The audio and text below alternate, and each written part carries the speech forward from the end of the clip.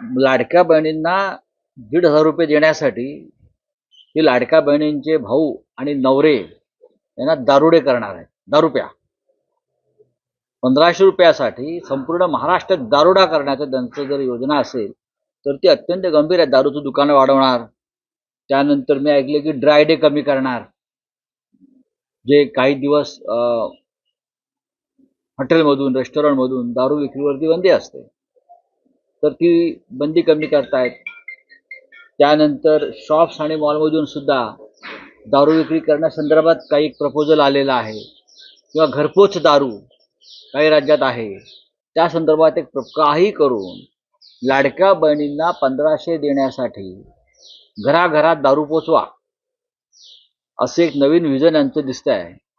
म्हणजे बहिणींना 1,500 रुपये द्यायचे आणि त्या बदल्यात बहिणींच्या घरामध्ये बेवडे दारुडे निर्माण करायचे, नवरे भाऊ मुलं, अशी योजना पैसे कमवण्याची दिसते आणि ही अत्यंत गंभीर आहे. महाराष्ट्राच्या प्रतिमेला कलंक लावणार आहे.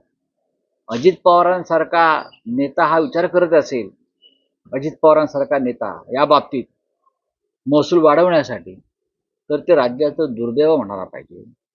जर खरोखर ते असा विचार करत असतील तर त्यांनी यशवंतराव चव्हाण हा महाराष्ट्र शाहू फुले आंबेडकरांचा वगैरे ते नेहमी म्हणत असतात ना, आणि त्यांच्या होर्डिंग्सवर त्यांच्या कार्यक्रमात शाहू फुले आंबेडकरांचे जे फोटो लावतात ते लावणं बंद केलं पाहिजे.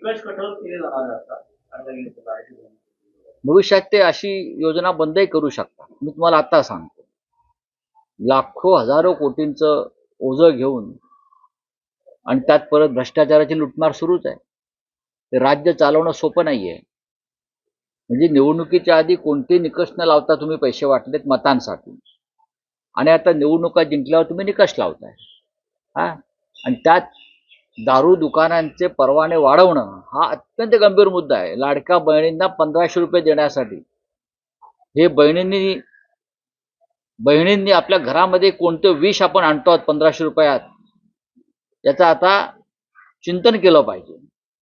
हे सरकार जे आहे हे खूप चांगल्या मनानं पैसे देत नाही. महाराष्ट्रात नव्हे तर देशामध्ये जो महागाईचा उच्चांक गाठलेला आहे.